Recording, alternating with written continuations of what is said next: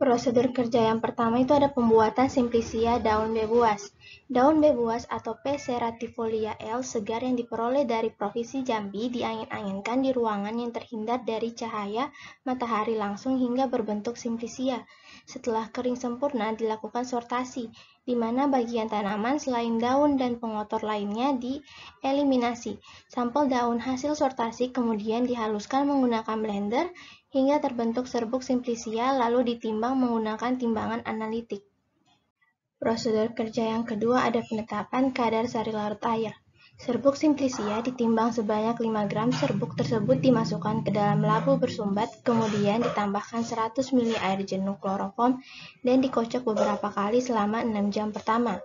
Lalu didiamkan selama 18 jam. Setelah 18 jam, larutan disaring sebanyak 20 ml filtrat diuapkan sampai kering di cawan penguap yang sebelumnya telah dipanaskan pada suhu 105 derajat dan telah ditarak.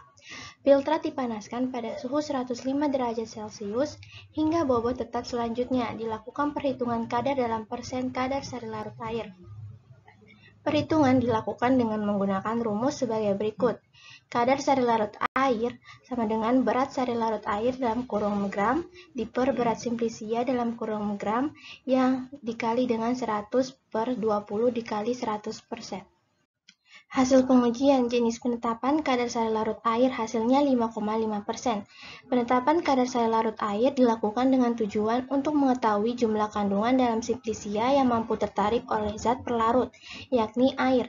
Selanjutnya dilakukan perhitungan kadar dalam persen sari larut air. Hasil perhitungan menunjukkan kadar sari larut air sebesar 5,5%.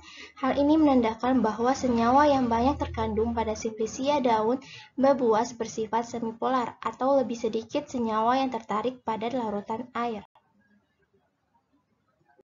Kesimpulannya yaitu penetapan kadar sari larut air pada Simplicia daun bebuas atau P. ceratifolia L. telah dilakukan untuk mengetahui jumlah senyawa polar yang terkandung dan mampu tertarik oleh pelarut air. Hasil pengujian menunjukkan kadar sari larut air sebesar 5,5% yang menandakan senyawa semipolar terkandung dalam Simplicia. Oleh karena itu, metode ini sangat penting untuk menentukan kemampuan bahan baku obat atau Simplicia dalam larut air.